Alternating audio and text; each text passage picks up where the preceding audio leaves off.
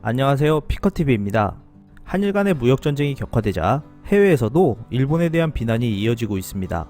이러한 상황에 아베 총리는 엄청난 다음 계획을 준비하고 있다 하여 알아보았습니다. 6일 미국의 외교정책 전문지 FP에서 일본은 싸울 준비도 되지 않은 상태에서 전쟁을 시작했다라는 비판 보도를 하였습니다. FP는 삼성전자는 한국 국내 총생산의 15%를 차지한다. 세상 어떠한 정부도 국가 주요 사업이 위협에 직면하면 당하고만 있지는 않을 것이다 라고 언급하였습니다. 이어 FP는 일반적으로 이러한 수출 규제를 발표할 때 최소한 제재 근거나 배경 등을 명확히 하고 외교 관계자들과 언론에 대한 백브리핑도 수반되어 일관된 내용을 보여줘야 한다라고 했습니다. 하지만 일본은 준비도 되어 있지 않았으며 정부 관계자들은 일관되지 않는 모호한 말들만 하고 있다라고 비판하였는데요. 이러한 이유들 때문에 일본은 예상치 못한 한국의 반격에 시달리고 있다고 보도하였습니다.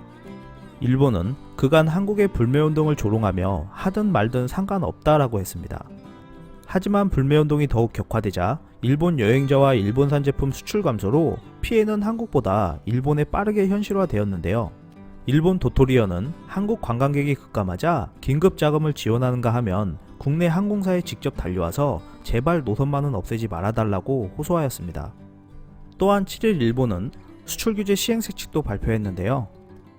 우려했던 개별허가 품목 추가 지정 없이 포괄허가 취급 요령 내용을 공개했습니다.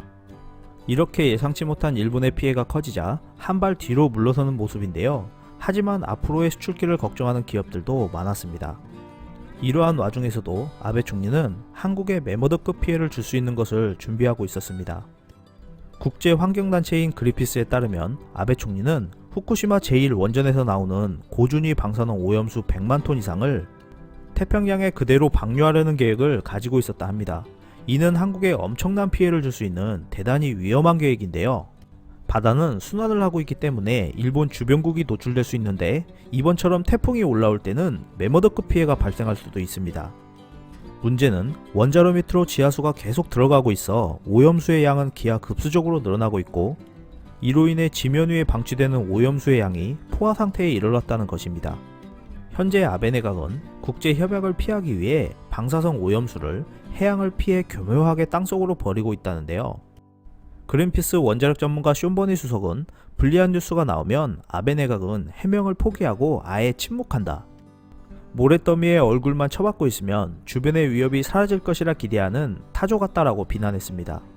이어 그는 아베 내각 침묵은 용납할 수 없으며 고준위 방사성 오염수의 태평양 방류를 적극 막아야 한다고 강조하였습니다.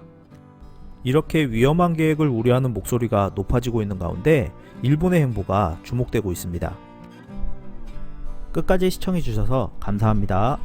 유익하셨다면 구독, 좋아요, 공유하기도 꼭 부탁드립니다.